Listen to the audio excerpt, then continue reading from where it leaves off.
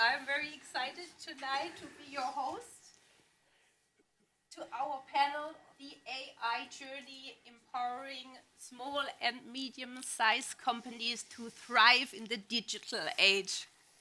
My name is Dr. Sarah Schwab-Jung. I'm the head of managing office at TU Munich campus Heilbronn. But the question is, where is Heilbronn? Heilbronn is in the heart, of course, of southern Germany, and it's famous for the wine and the people that love AI, of course. In my role as head of managing office, I'm responsible for all the administrative stuff, of course, and important for the money. So, I've forgotten. Thank you, AI House, for the opportunity that TU Munich is for the second time academic partner here in this inspiring location. So now I introduce our fantastic experts here on this panel. We have two persons from industry, from the so-called German Mittelstand, small and medium-sized enterprises. We have two experts on the right from the academia. They have an academic perspective from Stanford and the TU Munich. And the one in the middle is the bridge builder between industry and academia. So I start not in the line, but I want to start with Timo Gessmann. He is the one from the industry. He is Chief Technology Officer at Schunk, and Schunk is also located near Heilbronn, of course. And we love AI. and he loves AI, and all in Heilbronn loves AI, of course.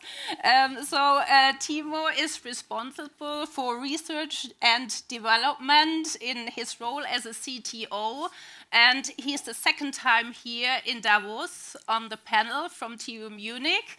And he developed several products in the last year with AI, but more of this later. Then we go on with Gunther Wobser. He is CEO and president of LAUDA. LAUDA is also a medium-sized company, and it's famous for the exact temperature equipment. He lives in Silicon Valley and sees the innovative power of medium-sized companies.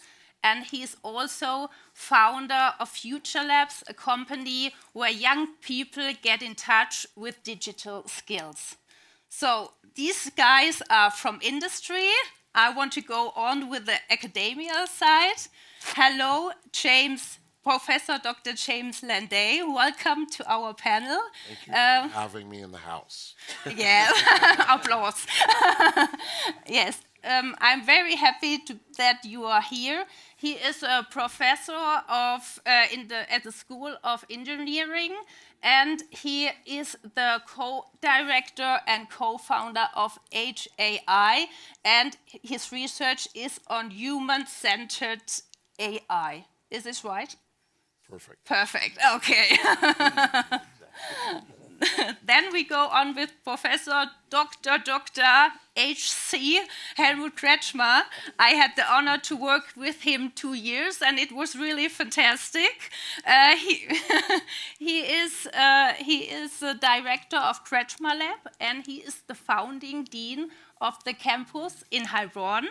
And he was also delegate of the president for 6 years. And he is owner of the more years, 7? 7 years. And he is also owner of the so-called, I have to say it in German, Bundesverdienstkreuz. Right? Okay. And last but not least, the one in the middle, he is vice president at SAP and is head of the University Industry Collaboration Hub in Munich, and is also director of the Steinbeis Institute, A2E. Short form. Engineering, yeah. Right. And he is the bridge builder between industry and academia. Is it right? Yeah, Okay. thanks for having me. Perfect. So now we have all persons here, and let's go with our questions and the discussion. My first question is, of course, to Timo Gessmann, because he is the second time here and know what's going on. What are your development at Schunk last year with KI? Could you tell us more about it with examples, perhaps? Yeah, sure. Thank you. Yeah, thanks for invitation once again. I'm still loving AI, also, even that it's been a second time here. So last year we discussed a lot about, let's say, classical AI. So we did a lot with neural network, with CNNs, RNNs. And for us in the company, since we are producing hands for robots, so grippers, hands for humanoid robots, industrial robots, and cobots, we launched last year a new product. It's called 2D grasping, in order to make life easier for people in the factories, in the industry. So normally you have to do a lot of tasks, especially small, medium-sized companies. They have a high mix, low volume task. They have to assemble something or pick and place something. And we're using AI and also now generative AI to make those tasks very easy, so that you don't need experts to program the robot, but the robot with his eyes can see where's the glass, how to grasp the glass and bring it from A to B. This is what we launched last year in the Hanover trade show. And yeah, it was also great. We also got an award for it, exactly, yes. Since it was very easy to use. And it's, for us, very important to use technology like AI to make it easy to use for our customers, that they can increase their productivity. And we are happy that we achieved that, but also know there are a lot of challenges and potential of AI. So also, producing new products and developing further on. And the second thing what we launched since last year is that we use AI for efficiency. So we started a Schunk GPT. So we are using AI and generative AI to make our processes more efficient. And we provided all people worldwide. So all of our 3,700 people can now use, since last year, our Schunk GPT to make life easier, to get especially boring, repetitive stuff, to make it automated in the field of customer management, sales, development. And so it's nice to see that the people are keen on new technologies, use it in their work, and make life more efficient. So very interesting examples, and I think you have also some examples. In which areas of your organization do you use AI? Yeah, maybe to give the audience a little bit of context, what I'm actually doing. My mantra is we create precise temperatures, and that's a very critical technology for important processes. For example, we were very much involved in the manufacturing of vaccines during the pandemic, and we have medical ingredients which needed to be heated up in bioreactors and cooled down. And the other application I would like to talk about is batteries and electric cars. They're also sensitive to temperature. I drove here in my electric car, and during winter times the capacity is about a third lower. So there's a lot of R&D and there's a lot of testing before actually building in the battery into the car. And this is what I'm doing.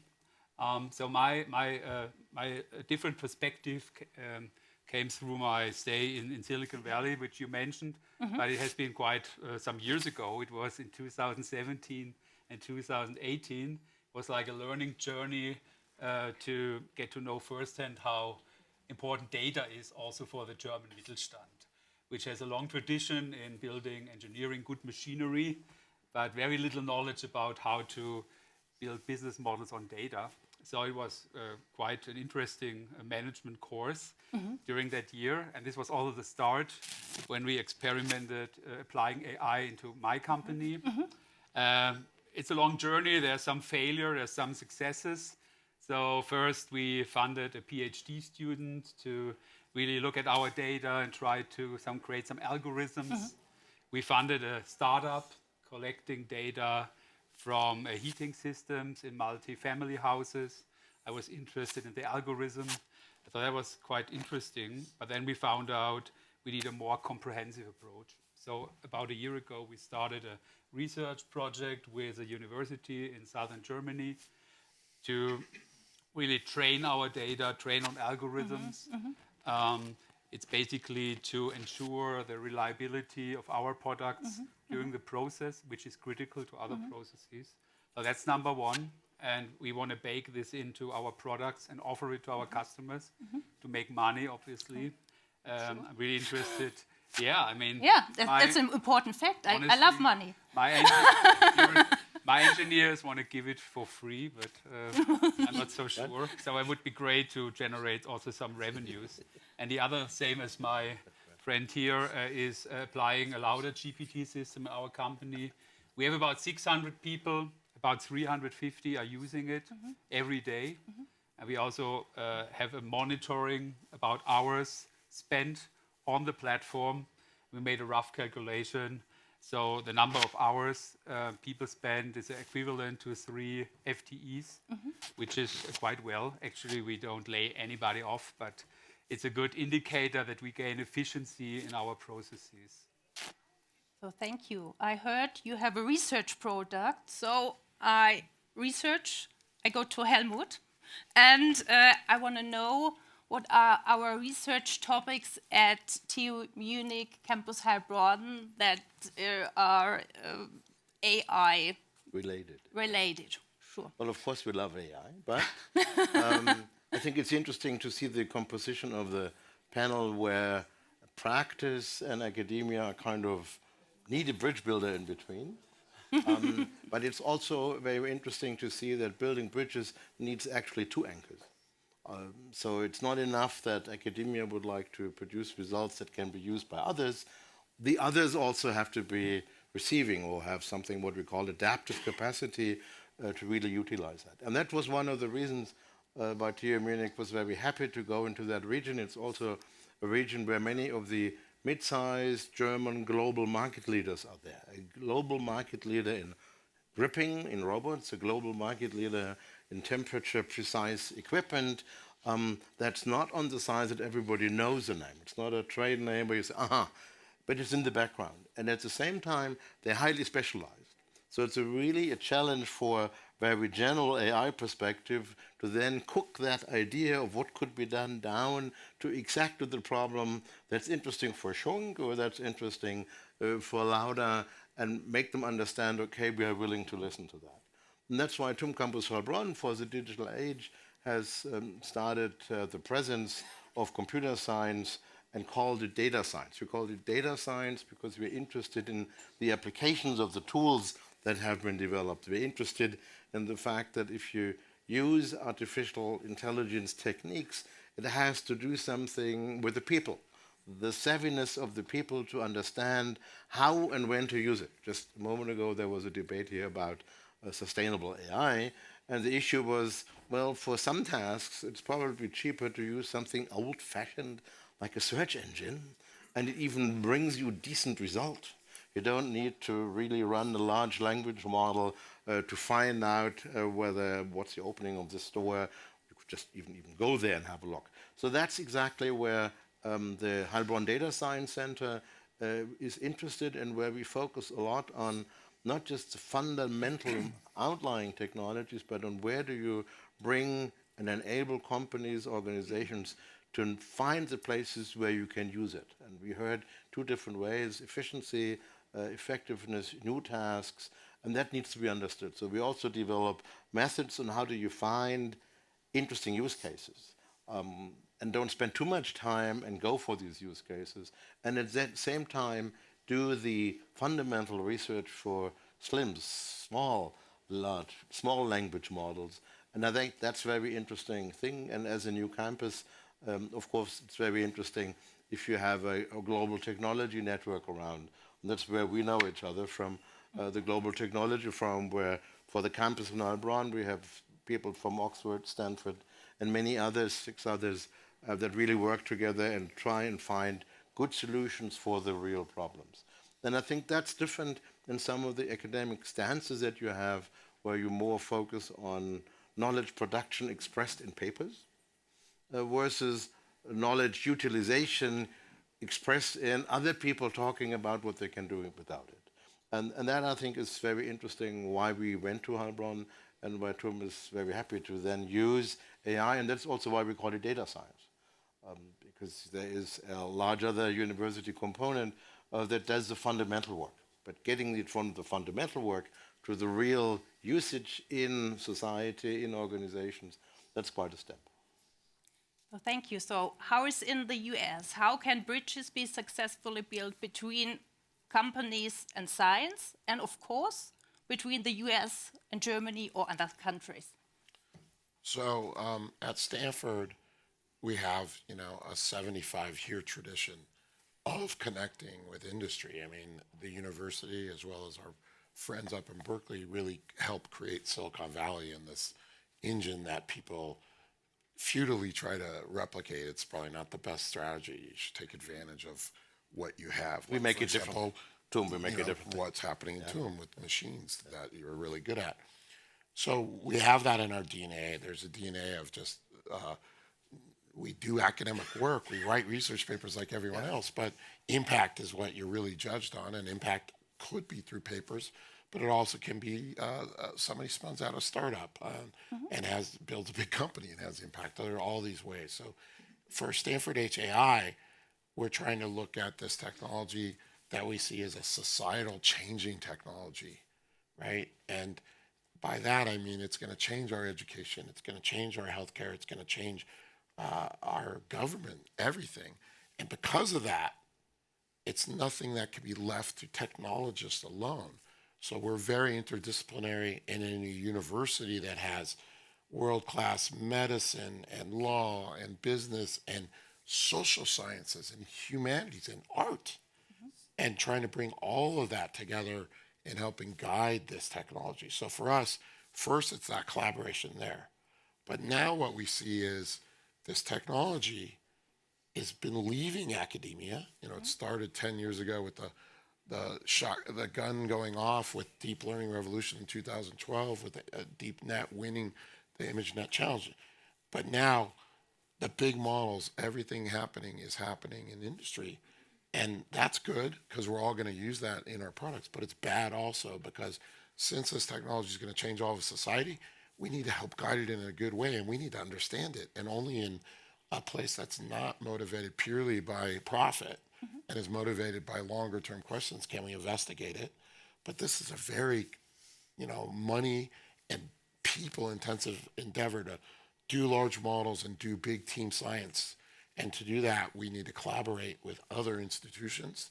So, we're talking with our friends here in Heilbronn, we're talking with friends in ETH, we're talking with friends in Singapore and in Korea to really build coalition to go after it. Because, again, this technology is not just going to affect us in North America or here in Western Europe. It's going to affect all of the world, and we need to bring all of the world along and understand the different cultural values that is embedded in this technology and guide it in a positive way. And so that's what our mission is. So thank you. We heard about bridges, we heard about corporations, and I want to ask the bridge builder, what's the current gap between academic AI research and the actual needs of small and medium-sized enterprises? Where to start? I think the On one point side. here. On one side. Let's start with research. Let's enter the research area. One side. I think research is often not really targeted to provide applicable results. So it's sometimes a challenge to make it digestible. I think in my position at SAP, I have sort of, let's say, absorptive or adaptive capacities at hand at SAP who are capable of connecting to this and then absorbing and translating, transforming or transferring the results into products, what we actually do at SAP, especially in Munich. It's a different kind of challenge for SMEs, or for Mittelstand, because in Mittelstand you have sort of, let's say, a different situation which is often not reflected in the research itself. You have different requirements regarding time to value. You don't have the time to wait for years, what potentially larger companies can do. You have, especially for AI, you have some, let's say, lack of data availability. You don't have that mass amount of data required for training and so on, and also for fine-tuning. And the third thing is, I think, also very important is you have sort of some lower risk taking capacity, not just regarding financial and other important things, but also IP and data. You have to take, or you can take more risk as a large company. Therefore, this is one gap, but there's something I also call the general translation gap, because if you talk to each other or you start with discussions, it's often quite positive, but if you want to install a fruitful collaboration, a valuable structure which is really working to ignite innovations, it's like that all the differences between the two systems, like the research and also the companies, I would not say appear, but it's getting harder to really come to that point. And I like to hear that. I think it resonates with what LAUDA said or did, that you have done sort of, let's say, installed sort of a virtual lab. So if you want to really bridge that gap, you have to really install something which is a working model, which brings together both sides in a consistent and continuous discussion. It's not necessary that you have to invest a lot of money, but you have to invest efforts, people, and then you have also, of course, brain transfer. That's not the brain itself, but people who transfer from the companies to the from research to companies. And then there's, I call it the cycle of innovation starting, and then you have sort of a bridge building up, which leads to innovation. Yeah. Thank you. So, do you see these challenges in your companies? Rüdiger mentioned Timo and Gunther. Yeah, pretty much. So it's all about to connect people. So it's also our learning. So it's all about the culture, the open-minded, the risk-taking, to encourage and to inspire people that they talk to each other, they learn from each other. Since I think there's no company can do everything by themselves. So for us, it was very important to encourage the people that they talk to other companies, also talk to academia, work together, as you just mentioned. That's also why we started some years ago going to the EPI in Heilbronn to be on the campus. And we also decided to bring the experts there.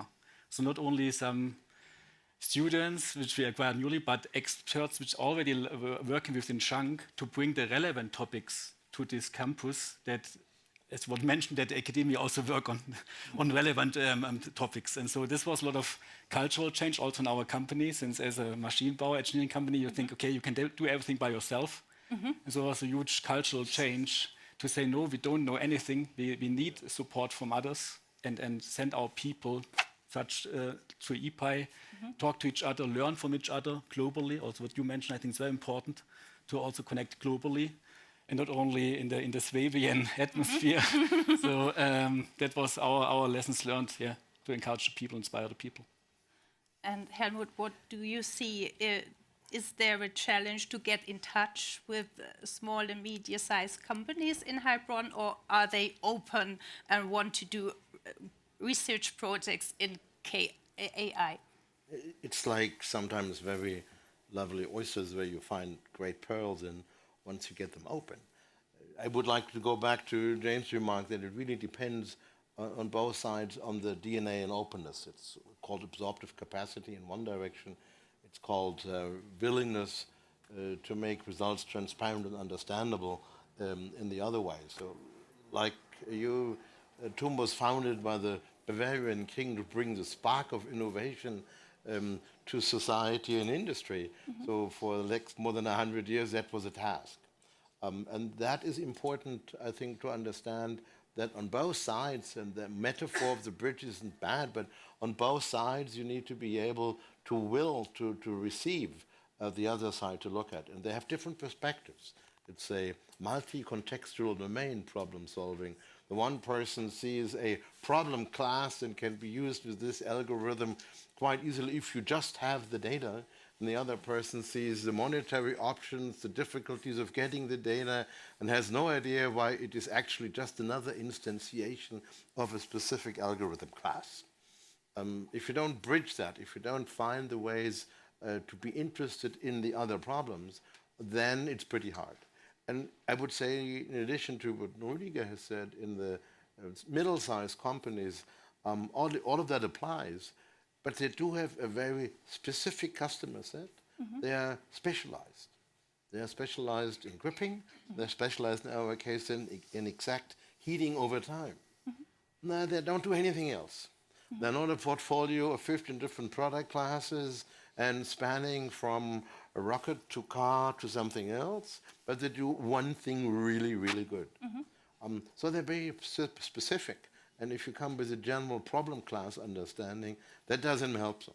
So I think this notion of providing opportunities like here to talk to each other and find out, okay, let me find out whether I want to work with you, whether that's an interesting problem, whether you're really hurt by not solving the problem, that is our first thing.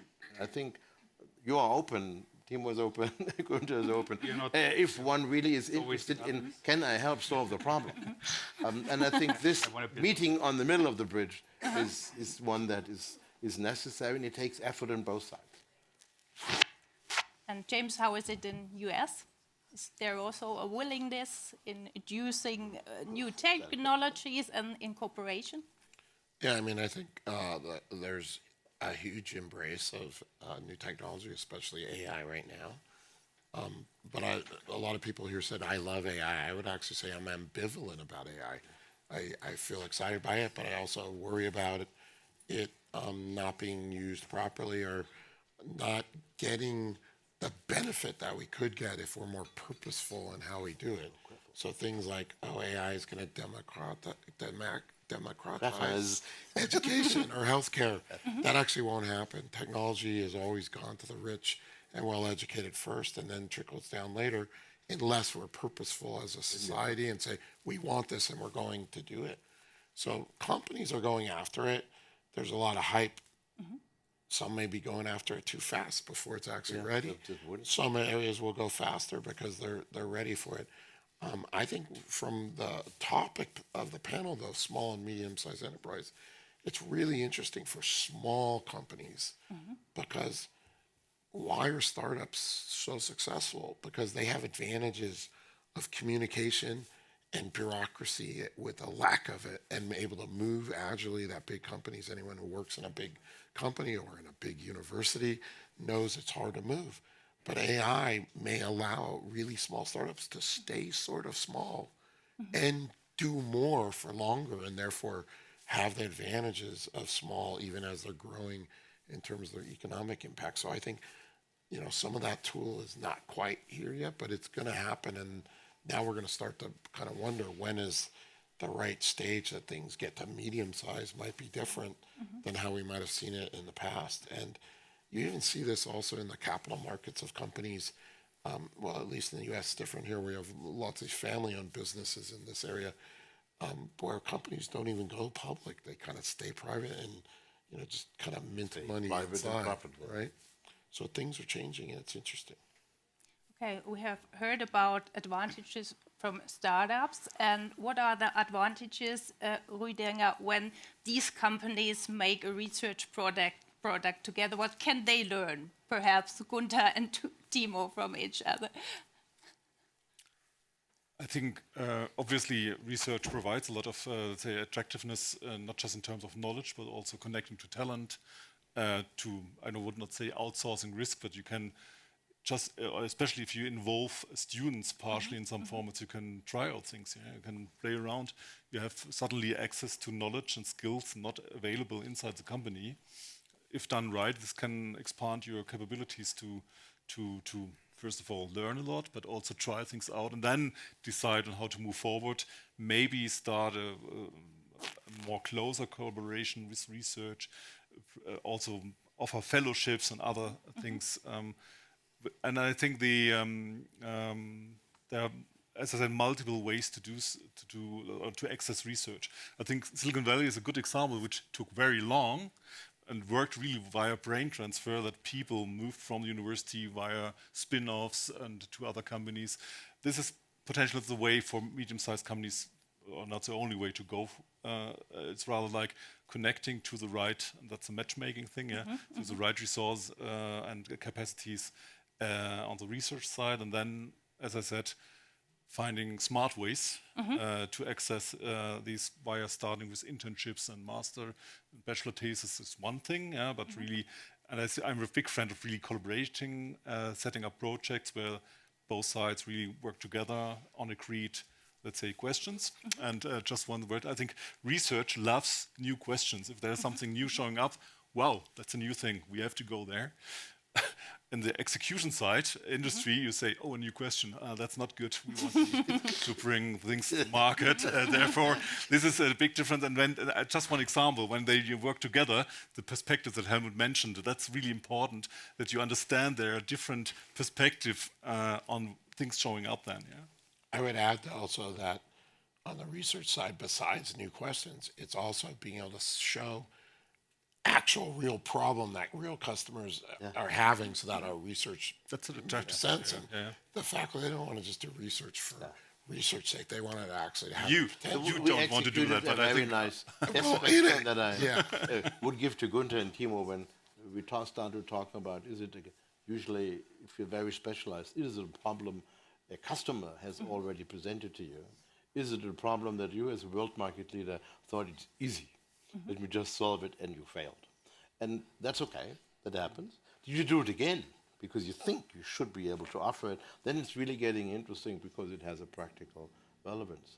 But I think it's really important, your point, to make clear, what we need is digital savvy employees that understand what are the positives and what are the risks in it. Because that's a question that in medium-sized companies with much stronger relationship with everybody in there, that helps them to really take use of a general purpose, positive and negative technology, and it's enablement, democratization, lovely word, but it's enablement of people to really estimate out and say, wait a second, that gets risky.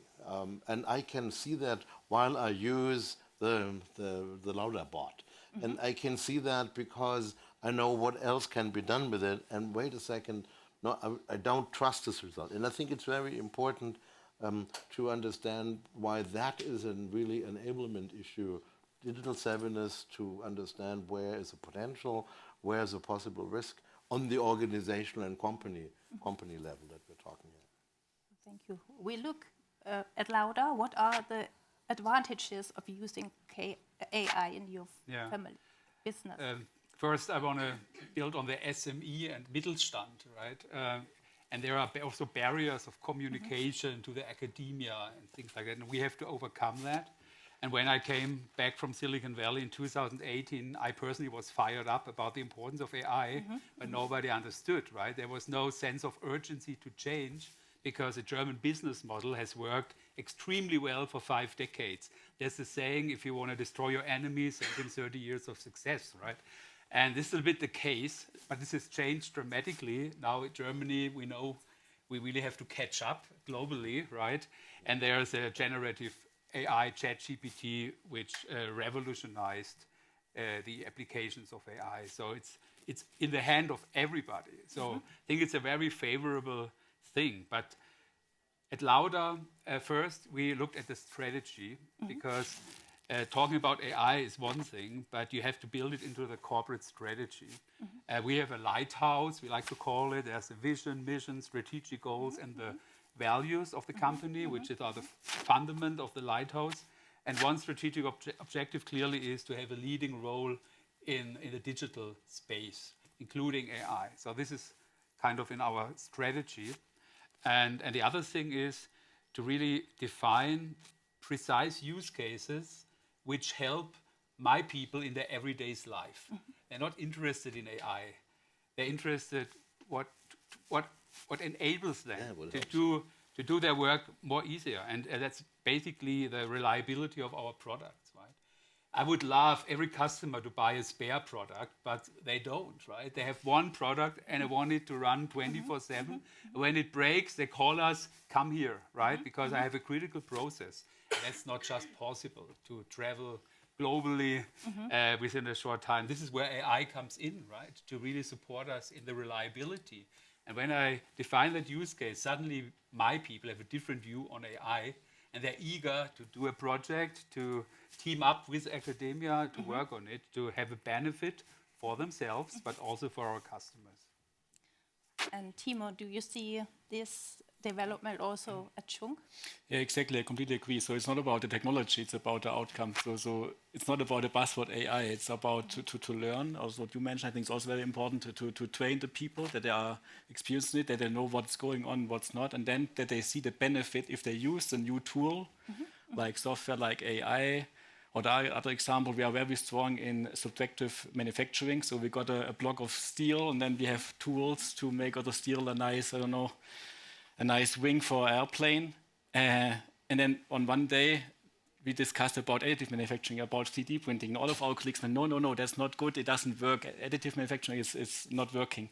But then we bought a 3D printer, we put it to the people, and then, there's a new machine. They try it out. And then they learn by themselves, okay, what is the benefit of additive manufacturing? And it's nice. And what is, when do I still need a classical traditional manufacturing? So it's about inspiring education, and then to let the people decide which tool is the best for which task and where do I have the benefit. Okay, great examples. We heard now about the advantages of KI in companies, but we also know there are risks of AI. So I look at Rüdiger, could you please elaborate on the risk part? The risk part, the risky part. Yeah, that's a risk. That's a risk. That's a very risky question, I think. So I think, now the hype is a little bit dying down now about AI. Let's maybe start there. And it's an opportunity now to, if the fog is going away, to maybe have a closer look at what is really working, not working. And of course, it requires, things will show up now. Everyone who has worked with large language models or chatbots will know that it's not very reliable if it comes to these different ways to abstract or to extract things. I think research can help because we work, for example, with the TU Munich, we have set up a collaboration with the RELY, which is a reliable AI initiative, which is part of the Munich Data Science Institute. I don't want to overcomplex things here, but the part is that there are really experts really digging deep down on these risks. We have also a close connection to professors, build additional connections to professors who deal with now in research on reliable AI systems closer to application that we leverage. That's what we do at SAP. What I think it is also part of that journey for medium-sized Mittelstand, that you have to consider this when you start, and I really like that use case identification part, because that's where it starts. You have to find the right use case. I always say there has to be at the company, at the medium-sized Mittelstand, a pull effect that you get interest. That's why they have to try things out. And they have to and if you then have a use case, you should today always have this risk consideration part. And I'm pretty sure, as I said at the beginning, risk-taking capacities at medium-sized companies, Mittelstand, is not as big as in larger companies.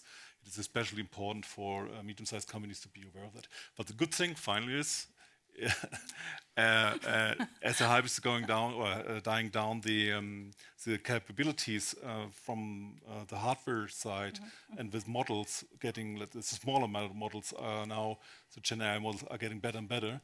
There's a huge opportunity now to really put things in a local context. There's this, I'm pretty sure you have seen that NVIDIA will bring this Dickets petaflop machine to market, and having this type of, let's say, infrastructure locally is much more fitting to these settings of medium-sized companies, allowing also to de-risk some of the things that will have an impact inside the company as a use and also for the product development. I think risk is interesting in that there's really two classes of risk we might think about. There's folks who are worried about, runaway AI risk, in a kind of almost science fiction. And, I just came from a closed door meeting at another place where they're debating that. And, some of those people are Turing Award winners. They're not crazy people. But sometimes I think that's actually a distraction from the actual risks that we see today that fall into what I call the 4Ds. So these current models, even if we don't do anything today, show discrimination and bias. We see disinformation. We see deep fakes and have horrible problems, whether it's in politics or porn and people, mental health or suicide. And then we potentially see displacement of jobs. Our economist friends, we can debate about creating new jobs and how many more create versus get rid of, but the person who loses their job, even if the net is big, is a problem. And so that's why in our institute we call it human-centered AI. It's about education, research, and policy to make AI positive for humanity. But this technology is very different in that, unlike most software we did in the past, AI applications tend to have side effects on people who aren't your direct user. So some of us in this room have been working in a field of user-centered design for our whole career. It took us 20 years, 30 years to get industry to understand we need to have users. And I'll claim that now that's not good enough. We actually need to go beyond direct users of AI systems to the communities that are larger, because they're often having decisions made about them that affect them, or even workers who are labeling trading data, they're not the user. And then finally, if your AI system really is successful, think about the news feed on Facebook or Instagram. It has societal level risks. And so we need societal level design. We need a new design process that integrates all of this. And we need teams that don't just have engineers, but have social scientists and others who can analyze things at these levels. That's a new way of doing design if we want to reduce the risk of AI. I think the debate is very interesting if you blow up the risk perception just to talk about everything. I remember reading about steam engines really having impact on the perception of time, the perception of movement in a very similar way, and that's why I used general purpose technology. It really changes everything, or a lot or enough to be able to start worry and also look for positive things on all levels.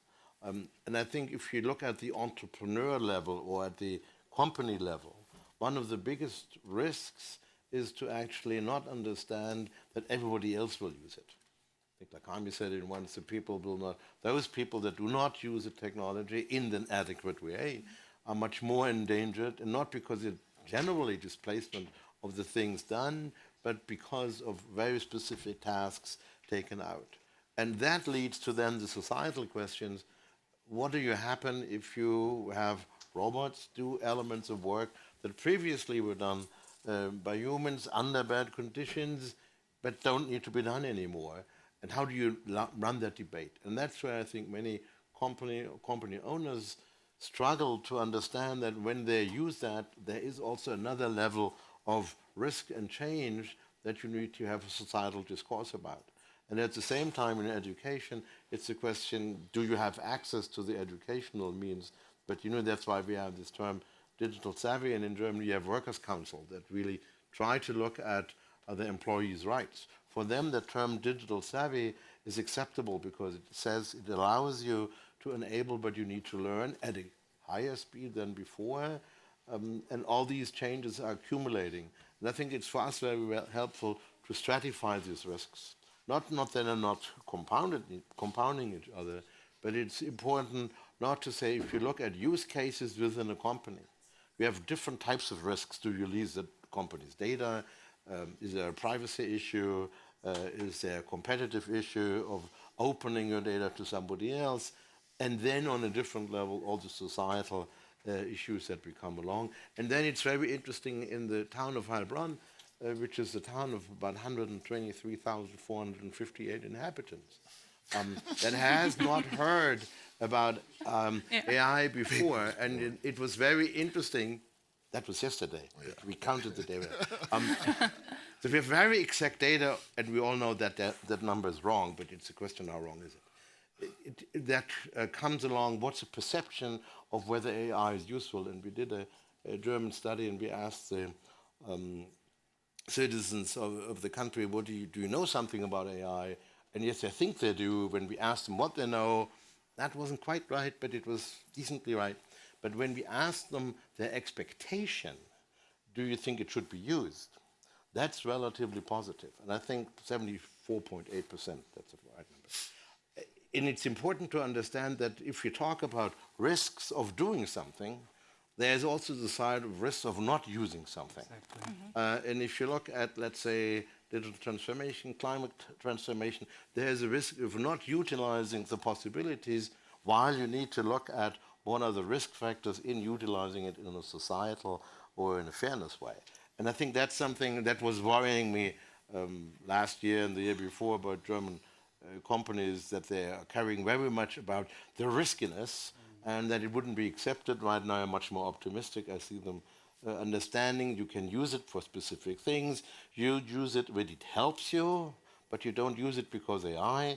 You use it because it's a good tool, because it makes people's lives easier. But you do know once you start to use those tools, you might have some risks creeping in that you weren't aware before, and you need to care for them. Well, I wouldn't argue not to use, but I'm arguing that we need to go about how we create it differently. And then we also need what is happening here in Europe, which will probably not happen in the United States, which is regulation. So we can do better design process, we can reduce risk, we can teach our students ethics, which we have embedded in all of our computer science classes at Stanford so that they learn it in context. But there's always going to be people who either don't take the care and do it wrong, or purely are unethical and are just doing what they're doing to make money. And that's where regulation and policy does need to come in. And we need all of those things to reduce risk, not do anything. So my question to Timo is, do your employees love AI, or do you feel that they are fear of the risk? As mentioned before, I think it's there are people, of course, they have a little bit, they are afraid, they don't know how to use it. So it's not about love or hate or fear. It's about maybe they have respect to use it since they are not aware of how to use it.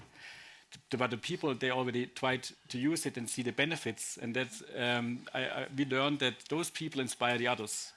So, and I think that's our approach to motivate people to use it, to see what's going with the technology, what's not working, where are the risks, where are the challenges, and then train each other and give the lessons learned to others to inspire all the other people. So it's very much all about what also Helmut mentioned, learn what is going and what's not working with the technology. So thank you. I look at our clock. The clock is ticking, so we come to a conclusion. And so I make a wish. We see us next year. It's 2026. And I have a question to all of you. What would you like to talk about AI next year in this inspiring location? What's the topic for the TU Munich panel next year? So where should I start? Well, same sequence. I can start. The industry starts. Yeah, sure. I'm also bridging to academia. The bridge builder is in the middle. However, I want to be part of the bridge. But what I mean, that's a kind of a hen and the egg problem and a dilemma, because you need to have data to make algorithms, and customers don't give us the data. So to overcome this, I want to partner with academia. They have great resources, they have great research, and we have infrastructure, sensors, products, which they might not have to such extent. So this could be a great synergy. And what I really love to do is to get data, put algorithm, and provide a better service to my customers, to differentiate to all the competitors globally, because to really justify our German premium pricing, we have to do something better, right? So AI is a thing. And next year, I would love to talk about how to make money with the use of AI in the machinery business, because the future for Germany is really applying data to what we can do. We can do machinery, but I would love to really dig for gold, applying data to our German economy. So we go on with Timo. What's the topic next year? Yeah, I would love for next year that we not only speak, but that we next year present together a common use case. So using your machines, using SAP to make things easier and earn money with SAP. SAP. We make money with SAP. We make money with AI. My wish for next year. I would like to talk about the innovation ecosystem around AI and provide examples with Mittelstand and also maybe larger companies like SAP providing the platform, and really talk about successful, let's say, really innovation ecosystems in terms that there are really not one company is only providing value, but I think with AI and with all these agentic AI systems and so on, you have the requirement to have ecosystem to build that up or to leverage the capabilities of the ecosystem to provide that to the market. Great. We go on. Jay. So I hope next year that we're able to talk about large collaborations between leading universities like Stanford and TUM and friends in Zurich and friends in Asia and our corporate partners, both small and large, and that we are together starting to see a new way to have academia and industry work together on some of these problems and take advantage of the strengths of both and start to explain to the audience how this is starting to take shape. So great. So Helmut, the last one. I knew our you topic. would do that to me. Last but not least. I Sorry. think Sorry. I would like to see it all of the above. And of course, I love innovation ecosystems when they work.